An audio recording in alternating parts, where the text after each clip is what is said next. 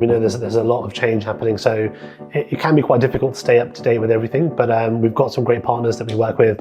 I have a good few ones. It's not exclusively marketing, but it does have a lot of marketing material. Given our sort of work with them and that kind of piece as well, we sort of worked with Walk quite a bit, and it's a source that we sort of use quite heavily and help provide our insights into as well. Before StackAdapt, I worked for Pinterest, the company that has in its mission to be tries to inspire people. So inspiration was a big topic for me in my career. I stick with reliable sources and kind of thought leaders in specific areas for years now. So there's a lot out there in the broader marketplace that gives you that macro perspective as well. That I think is super, super important, as a marketer. Go broad, go wide, be curious. I have to be honest, I think LinkedIn is my first source. You can get really up to speed on the latest trends and how Google is evolving. Like the whole SEO community is watching Google right now. So it's really exciting. Go-to resources. I will use AI.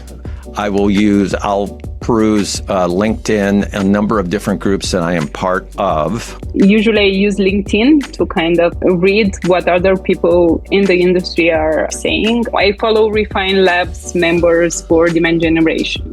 Even when now Chris is out of Refine Lab, I still follow the other guys. LinkedIn is a great source of, information as well. Also, peer insights. Obviously, there are some individuals on LinkedIn I follow, I think, hold great insight or come back on a regular basis. Very reliable with good insight. One is Ben Dutter, who's the Chief Strategy Officer from Power Digital.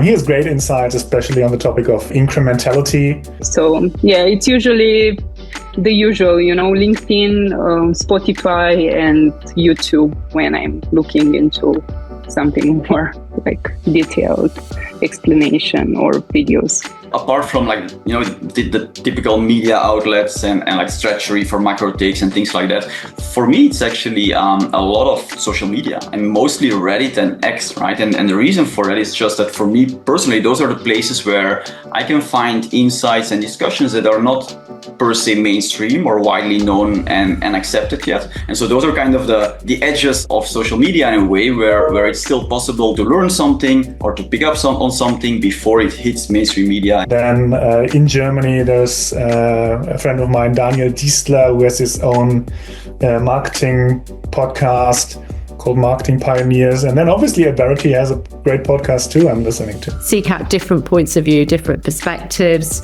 attend conferences, listen to podcasts like this. Not to be cheesy, but I do listen to marketing podcasts as well, such as the one I'm on today.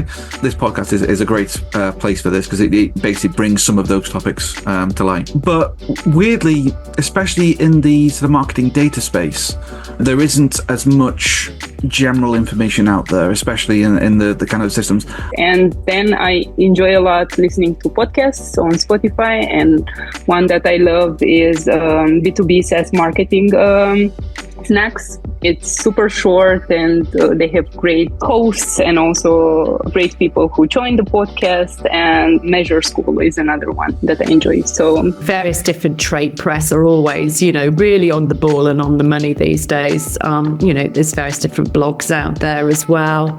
Or just reading the news generally. I mean, you'll see a lot of discussion, debates around the latest moves on Meta. And a lot of information I get comes from sort of random blog articles on Medium. So there's a lot of people that work in the sort of marketing data space, especially some of the developers that are working on the underlying pieces. And the insight you can only really get from them.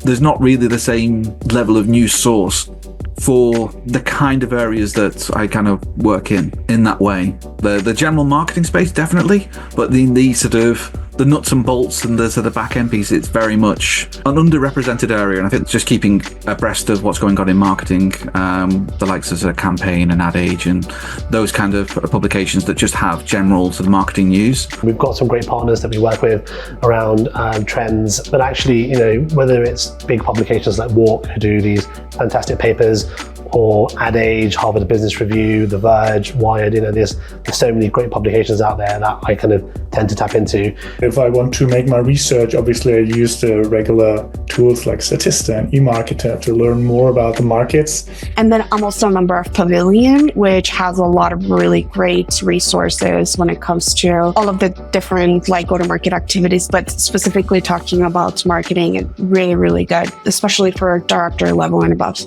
I love go-to-market partners. It is very strategic, very holistic, and very hands-on. They have a lot of really great content.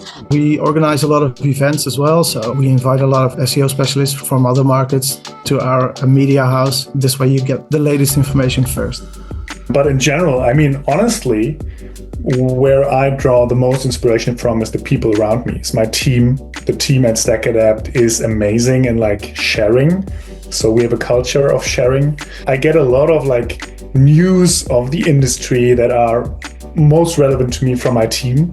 But actually, for me, and what I think honestly is the most powerful way to keep up to date is just talking to people, keeping in touch with marketeers, creatives, technologists, and really understanding what the different challenges are out there. And actually that's where we learn, where people say, we have this kind of industry issue, or should we fix this thing? And actually you start learning about what's out there, what trends are out there, what new technologies are emerging. And then I think that's really where through conversation you stay in touch.